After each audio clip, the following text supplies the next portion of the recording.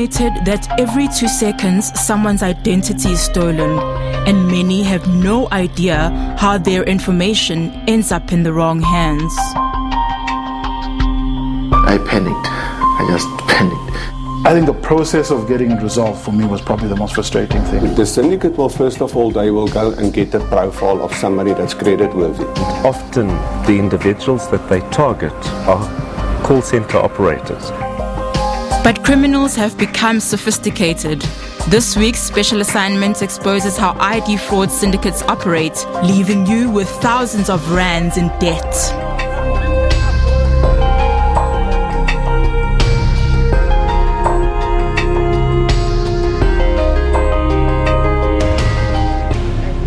Last year, Ishmael Mpo Nelushi received a text message notifying him that he owed money on his Markham's account, but he had long closed this account, and so, believing it was an error, he didn't pay any attention to it. Then, a couple of weeks, I got a call on my way to work. I was just approaching Santin. They said, Ishmael, you actually owe us money and you're not paying your accounts. And I was like, no, I don't have any account with you guys. They said, no, our system is showing us that you owe us 12,210 rands. I was like, no way. However, it didn't end there. I think the same day, I got a call from a shop by the name of Menlin. This is the shop. They said, Ishmael, are you attempting to take pairs of glasses from one of our stores? I was like, no way. Where is the store? They said, there's the name of the store somewhere on one of these documents here. I said, Gateway Mall, something like that. I said, no, I don't know where that is. They said, no, it's in Durban. I said, no, I'm in Johannesburg. They said, okay, fine, we'll get back to you. And then I tried to trace that number. I tried to call them back. They didn't pick up. Worried, he decided to check his credit profile and discovered several more accounts that had been fraudulently opened in his name. I went in there and I realized that I owe Vodacom, and then I owe Telkom, I owe TFG, I owe Melons. And I was like, no way, I don't know these things. Followed up with Vodacom. They produced me these documents. This guy signed.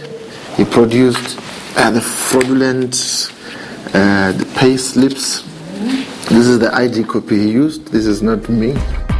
Ishmael was the victim of identity theft, even though he had never lost his ID documents. Okay, this is the bank statement that he used. This is all not my transactions. But he actually updated, he changed the names. You see, even the address that he used is in Durban. This is the criminal who pretended to be Ishmael. He purchased 2 pairs of Gucci sunglasses at Melon's iStyle in Gateway Mall, Durban at just over 11,000 rands. He also took 2 iPhones with a Vodacom contract at Macro Springfield, also in Durban, at 479 rand per month over 2 years. The criminal also took clothing at Markham's at just over 12,000 rands and Telkom data contracts. So the guy took 2 data contracts coming out with routers. So he took the routers, the devices plus SIM cards. And then I went online to create the temporary Telkom profile to see if anything is pending on my name, and I could see the data being used. I could see the 2 contracts full of data, and the guy was using, because the data was reducing, the data amount was reducing. And then I realized that, you know what, something is completely wrong here. Nkululeko Dladla was shocked when he discovered someone had been shopping at Sports Scene using his identity.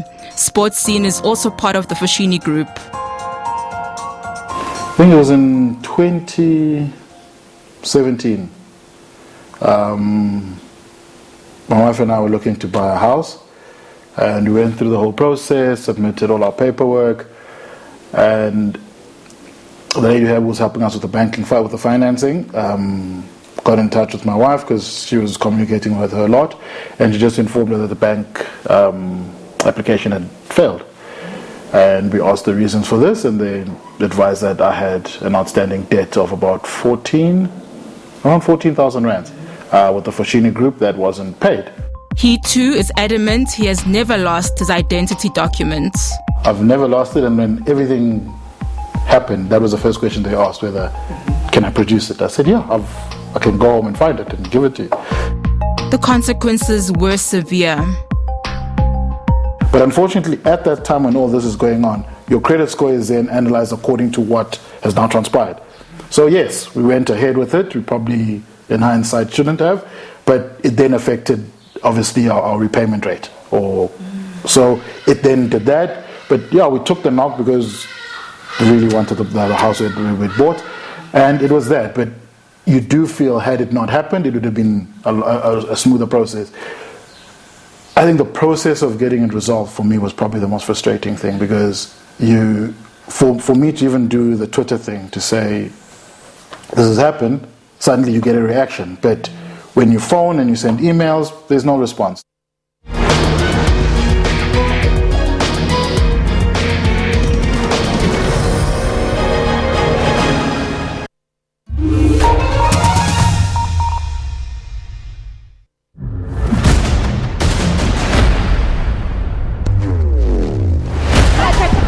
We stay on the visuals, they're busy shooting.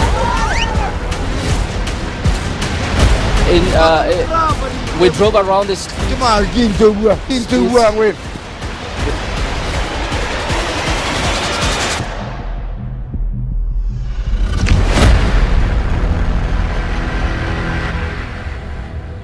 What recourse do these individuals or entities have against the public protector? Desiree, the question is how was this information acquired? Who leaked it? But I guess that those people should have legal recourse. We are quite worried about the contempt violation of the public protector provision. If information is just leaked in this form, that further erodes the integrity of that particular office. How easy or difficult is it to get rid of a public protector? It's very difficult to get rid of the public protector. The very nature of her job is such that she needs to have tenure security in order to discharge her functions without fear or favor. Do you feel that this conversation is taking the country forward? It is, because the public protector is not doing anything wrong.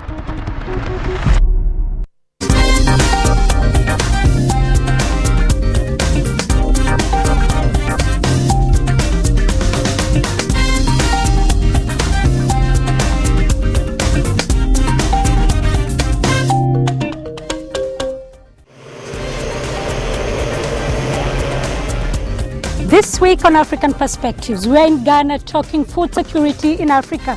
We'll be speaking to experts, smallholder farmers, and even young people to understand what the continent is doing wrong. Why is the food import bill still at $35 billion every year? And can digital technologies improve food security on the continent? Please join us on Wednesday on SABC News channel.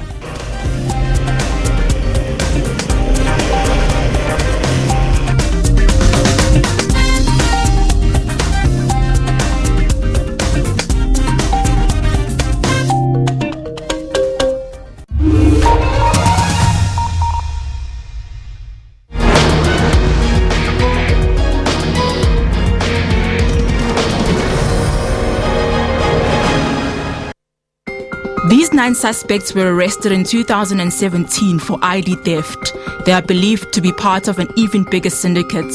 However, victims of identity fraud say they are left baffled as to how their details end up being used for criminal activities. I panicked. I just panicked. And thinking about where to start. How do I find out more damage that has been incurred on my name? I didn't know what to do. I didn't know where to start. Nkululeko says the onus was on him to constantly chase after the person at the forensics department at the Fashini Group in order to get more information. Because most of the time it's you initiating these conversations, even though they know that something is going on. She then got in touch with me, I think towards the end, the last couple of days of our conversation. I then asked in which store was this, which area, and they said then in Pretoria. And it was open in Pretoria, and that was basically that. But how it came about that it happened, no one ever gave us that information. How many people are also victims of the same kind of fraud? I think it's too many. Yeah. And the other question was, how did he get hold of all this? How did he manage to forge all these things? Nkululeko and Ishmael may have been victims of a massive ID fraud syndicate, which appeared in the Nigel Regional Court earlier this year on charges of fraud, theft, forgery, and contravening the Identification Act. Between 2015 and 2018, over 84,000 consumer profiles were compromised as part of this ID fraud syndicate. Sergeant Lawrence says that in June 2016, there was a 40,000 rand withdrawal at a bank and a forged ID was used. The case was then assigned to him for investigation, which led to the syndicate being caught. The syndicate will, first of all, they will go and get a profile of somebody that's creditworthy. They will then use that profile to firstly manufacture the documents, the forged ID, bank statements, the supporting documents they need to open an account. From there, they will get a runner that will more or less fit the description of the victim. That will then be used, as soon as they've got that, they will use that runner with the information, go out to any credit provider, whether it be a retailer, whether it be a bank or a self-employed, to go and apply for a loan. And they will do it more than once a day. They will do it a couple of times on the same person's name, and they lack everywhere. So we found a large amount of documents in their possession, which included forged ID documents, forged bank statements, forged salary advices, that were still with the syndicate that they've used prior or that they were planning to use. So they are well equipped and well established within their environment. Well, the indication is that it is made at internet shops, like the case that we've currently got going and that I'm busy with. It's internet shop that was involved there. So it must be a facility where there's a computer, where they have access to a printer, good quality, proper printer, and the necessary paperwork to print payslips on and so forth. There are allegations that compromised personal information may have come from credit records from a credit bureau. The National Credit Regulator is currently conducting its own investigation into this, but wouldn't comment on what initiated this investigation. I can confirm that there was a major data leak. The information or the profiles obtained by the syndicate was obtained unlawfully. So at no stage did any credit bureau distribute or give their profiles to the syndicates at all. The information we received, we did share with the NCR, and we are working closely together to try and get behind the whole data leak scenario and what happened there. And once that investigation is finalized, we can comment on that further. Meanwhile, the police sits with major challenges when it comes to these syndicates. Remember when somebody goes into a retailer, for instance, and they open an account. The retailer at that stage thinks it's the real person opening the account. So that account will go in arrears for 30 days, 60 days, 90 days. Then they will try to contact the person, and maybe even longer than 90 days only they will find that person. And then the victim will say, no, it's not me that opened the account. So when you go back to the incident where it happened, then you will sit with a face. You won't know who that real identity is of the person. And even if the person is apprehended at that immediate, when he opens the account, you sit with the issue that he will again give a false name, which will make him get out on bail and disappear. And that increases the SAP, South African Police Services warrant list.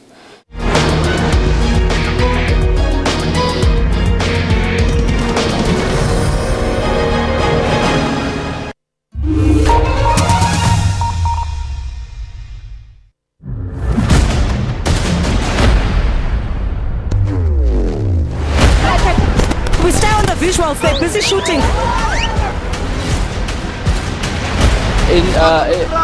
We drove around this.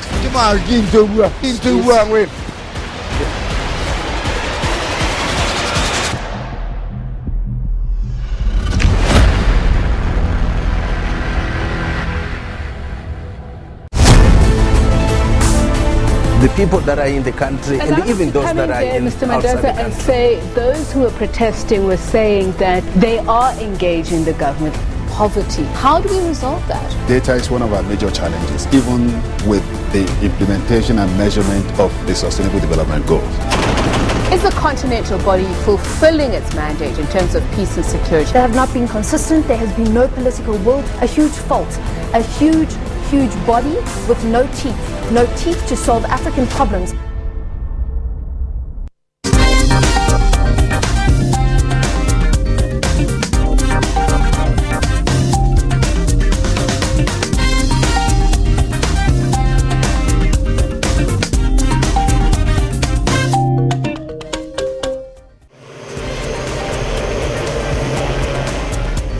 This week on African Perspectives, we're in Ghana talking food security in Africa.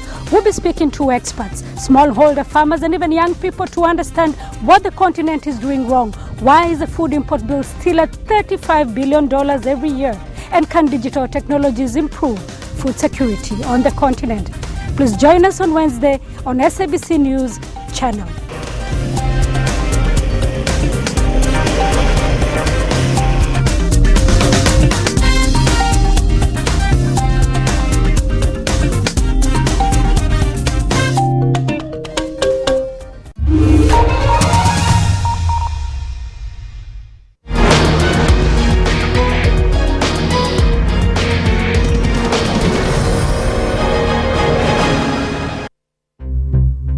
Stephen Powell, head of forensics at ENS Africa, has apprehended ID theft syndicates. He says ID fraud is an organized crime and syndicates operate in many ways. The main success is when you identify a runner for the syndicate and you arrest the runner and you convince the runner that they're going to go to jail for a long time and get them to cooperate and to turn state's witness. You know that the prosecution can grant immunity against prosecution in terms of Section 204 of the Criminal Procedure Act. And if you get one of the group to rat out on the others, that's how you collapse a syndicate. He says call center agents are a prime target. Call center operators are not highly paid individuals, and more often than not, they're struggling financially to meet their commitments. And they are soft targets for corruption, so they will offer a bribe. And we've had situations where call center operators are offered 100 Rand per customer if they can give enough confidential client information so that the syndicate can take that information, phone the call center and pretend to be the client. He says SARS is another target where employees work with syndicates to divert refunds due to taxpayers. One of the other areas where syndicates target, and there was a big Pakistani-based syndicate a number of years ago where the main perpetrator was arrested and there was a criminal case that ensued. And what happens there is the syndicates recruit employees at SARS who will then identify which taxpayers, whether it's an individual or corporate, is going to be issued with a large tax return, a tax refund. So for example, corporates very often pay VAT up front and they get a VAT refund, and if it's a large corporate, that can run into millions of rands. And what they then do is the syndicate goes on to the CIPC, they change the directors of the entity that is due the refund. SARS says it has mechanisms to secure and monitor any access to taxpayer information and has a dedicated anti-corruption unit. However, syndicates have tapped into another market using synthetic identities. Synthetic identity fraud is a relatively new form of identity theft where criminals combine pieces of real personal data with fake information to create an entirely new identity, one that's almost impossible to trace. In an effort to strengthen their systems, some institutions have introduced apps that detect liveness. In other words, in order for a person to authenticate themselves, they must be physically present. This is a video of a man buying a train ticket online.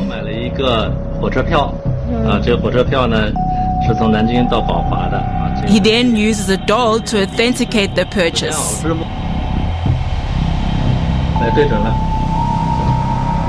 And just like that, the payment is successful.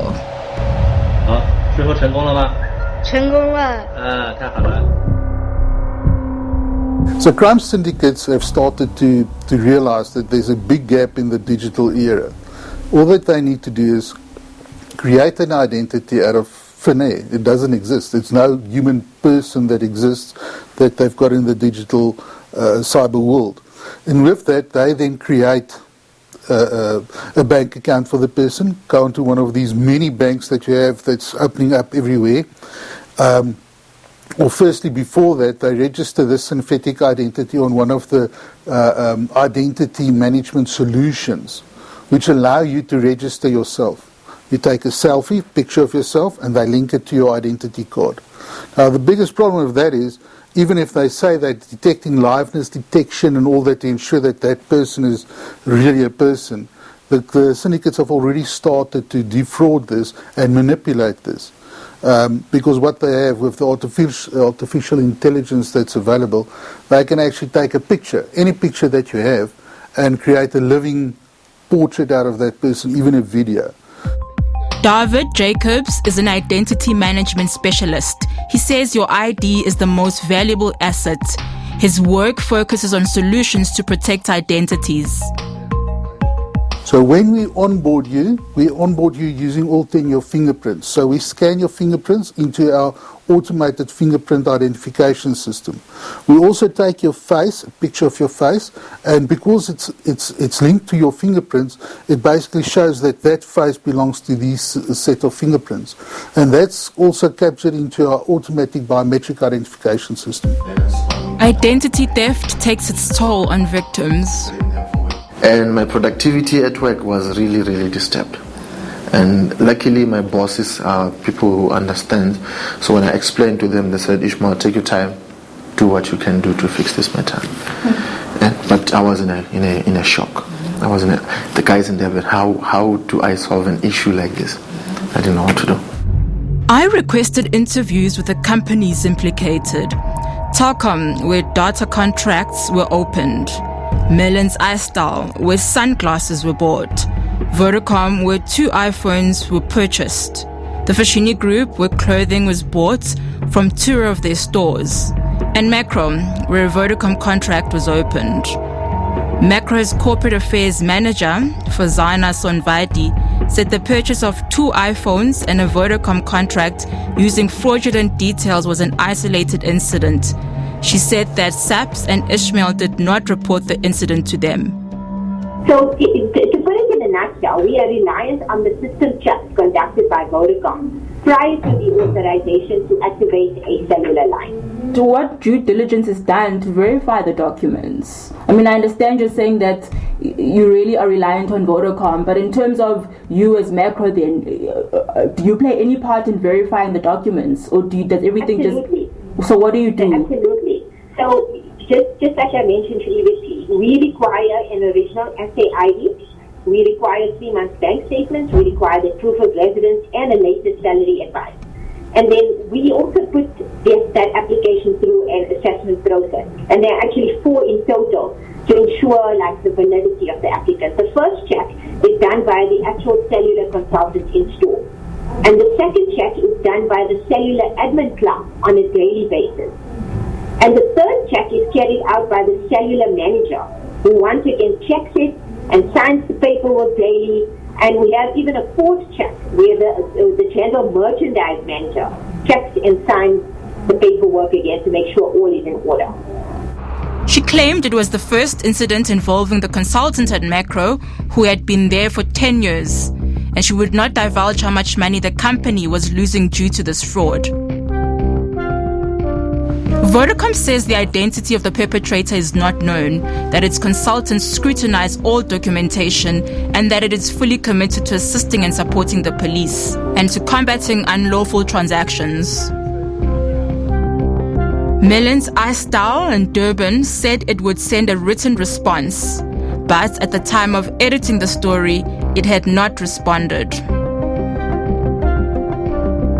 Telkom said that following an investigation, it immediately reimbursed Ishmael and cancelled all fraudulent contracts.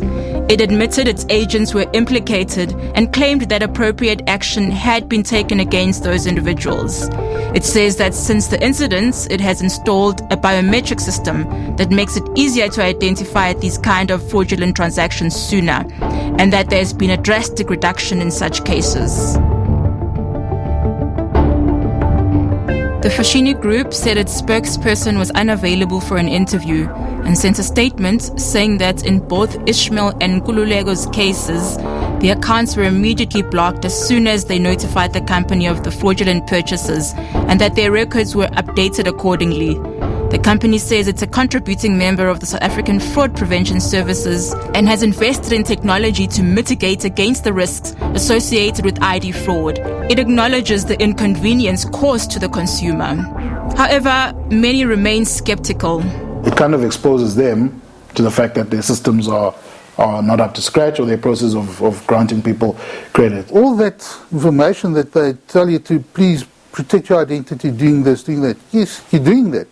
But it's the companies that's not protecting your identity. They are the guys getting hacked. It's not somebody looking through your dustbin and taking out some of your information. Ishmael alleges that Sandton Police Station didn't follow through when he opened his case, but the station disputes this and says if a case happens in another province, the dockets are forwarded to that station for investigation. However, the investigator that worked on the case no longer works at the station, and there's no further information about this matter. Capitec Bank says the bank statement used to open accounts is fraudulent and that the document was created by a third party and not the bank. It says that branches use biometric fingerprint verification linked to Home Affairs to validate a person's identity. However, victims still don't know who to trust. If I go to the shop and I open my account, I hand over my documents to the rep in the store. And I don't know whether the rep is redistributing my copies or not.